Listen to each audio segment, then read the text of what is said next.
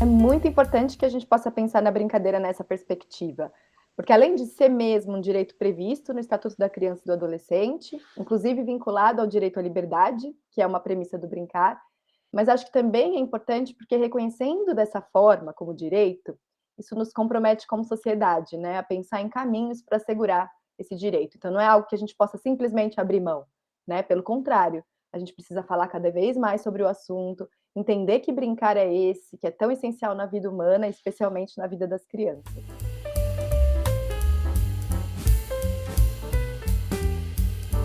Vista numa perspectiva histórico-cultural, ela é também uma prática social, que permite que as crianças se apropriem da cultura em que elas estão inseridas, ao mesmo tempo que elas produzem cultura coletivamente, que são as chamadas culturas infantis. Então, ao mesmo tempo que elas estão aprendendo sobre o mundo que as cerca, elas estão experimentando a partir do que elas vivenciam, elaborando, testando, desenvolvendo linguagem, interagindo e também estão o tempo todo criando, inovando, tendo ideias. Então, é de uma potência imensa e não pode se restringir a uma atividade para chegar a um determinado objetivo. Ela é muito maior do que isso e muito constituinte da nossa humanidade, né? Então, é algo de bastante potência, além da diversão toda que ela pode proporcionar.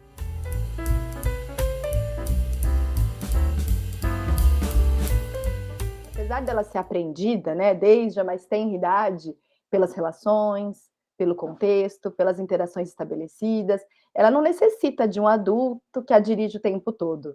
Até porque a nossa tendência como adulto é controlar, né? A gente tende a se tornar rapidamente o centro das atenções na brincadeira. Até porque para as crianças é muito animador quando a gente participa, né? Então elas facilmente vão seguir nosso script. Mas é isso, participar é diferente de dirigir. Então as crianças precisam ter aquele espaço de criação, né, que eu falei anteriormente, elas precisam ter liberdade para escolher, para tomar decisões, para interagir com outras crianças. Nossa participação é super bem-vinda, né, que também não precisa ser sempre, mas as crianças são muito capazes e se beneficiam muito disso quando elas mesmas podem dirigir seus enredos.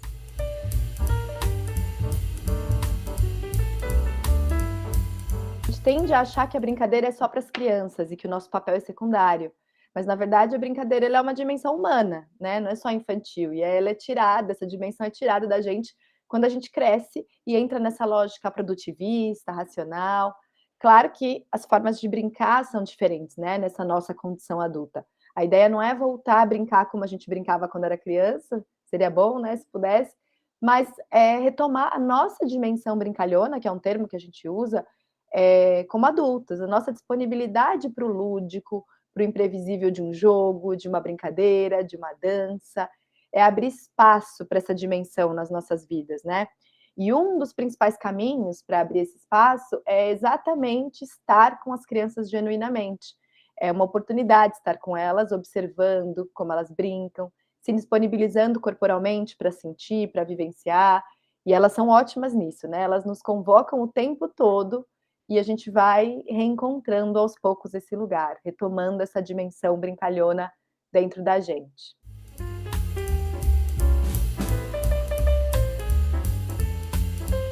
O espaço em que a brincadeira acontece afeta o que vai ser vivenciado nesse brincar, né? Por vários motivos. As criações, as interações têm a ver com o contexto em que elas acontecem, né? Seja como limitadores, por exemplo, de espaço, quando a gente está num cômodo de uma casa ou uma sala da escola.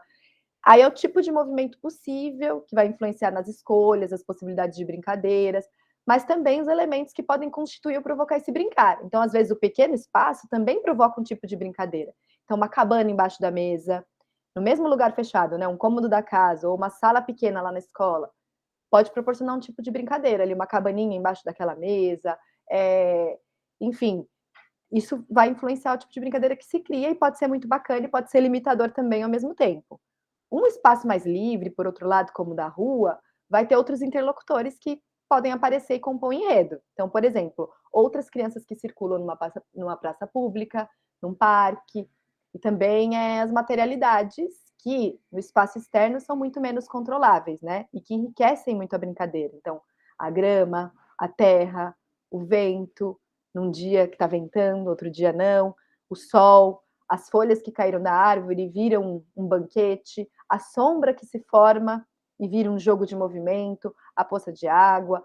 Toda essa imprevisibilidade do espaço externo combina muito com a essência do brincar. Então, são outros tipos de brincadeira que podem acontecer nesses lugares.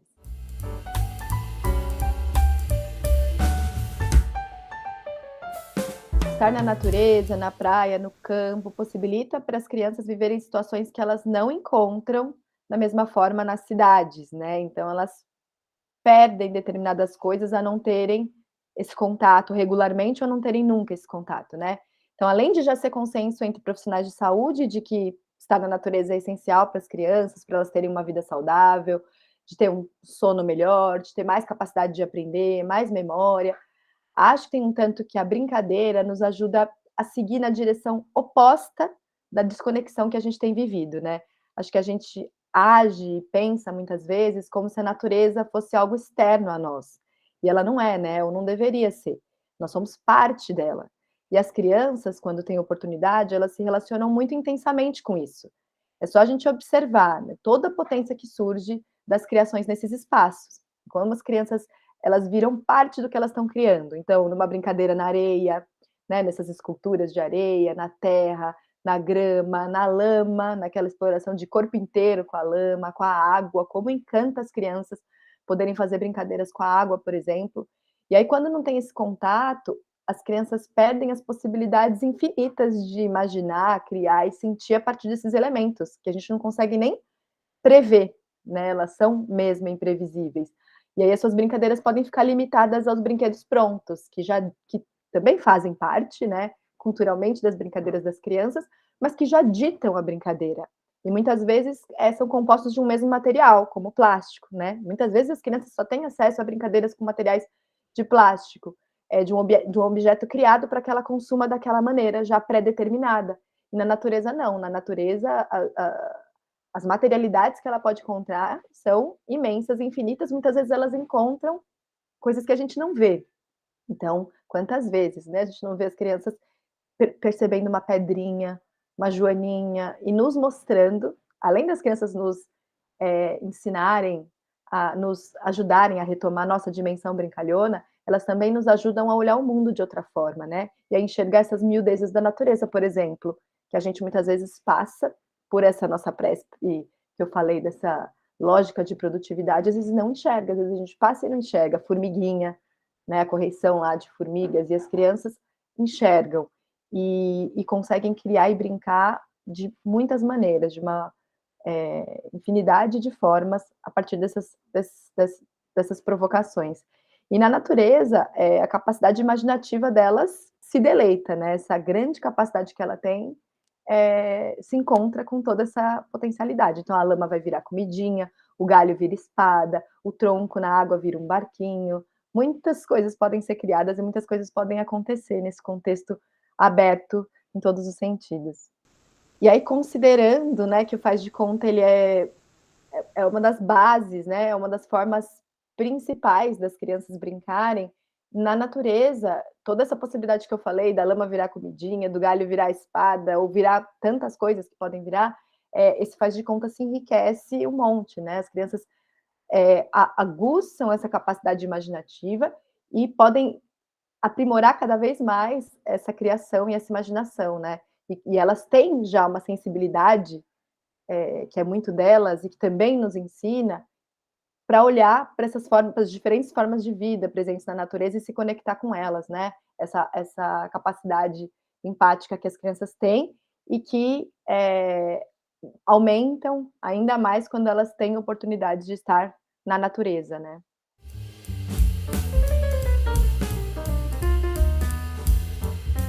E voltando a falar do nosso papel como adultos e adultas, com relação às oportunidades do direito das crianças brincarem, quando a gente pensa em natureza, a gente precisa lembrar que as crianças dependem da gente para terem essa oportunidade desse contato, né. Então, acho que uma das coisas principais para a gente ter em mente é que a gente precisa levar as crianças para fora, tirar as crianças de casa, e possibilitar que elas tenham esse contato efetivo, né, que elas possam se sujar, que elas possam explorar, que se a gente parar para observar a forma como elas se relacionam, a gente vai aprendendo com elas, mais uma vez, a forma orgânica com que elas interagem nesses espaços naturais e para isso a gente precisa permitir, né, a gente precisa possibilitar que as crianças explorem, que as crianças vivenciem tudo isso, porque a gente tem, mais uma vez, né, reforçando isso como adultos, esse ímpeto de controle, né, esse ímpeto de cercar todos os riscos. É claro que as crianças, precisam da nossa supervisão e do nosso cuidado, mas, nesses ambientes naturais, elas têm a possibilidade de agir e aprender a agir com mais autonomia, né, lidando ali com tudo isso que eu falei que é tão imprevisto que vai aparecendo para ela. Então acho que a gente tem um papel essencial que é de permitir. Acho que a gente precisa permitir e também se permitir, estando com elas nesses espaços, por que não a gente também, né, se sujando, pisando descalço na grama, que são coisas bastante simples, mas que a gente vai perdendo, vai tendo cada vez menos tempo e possibilidades para fazer isso. Acho que, vale a pena a gente experimentar isso junto das crianças.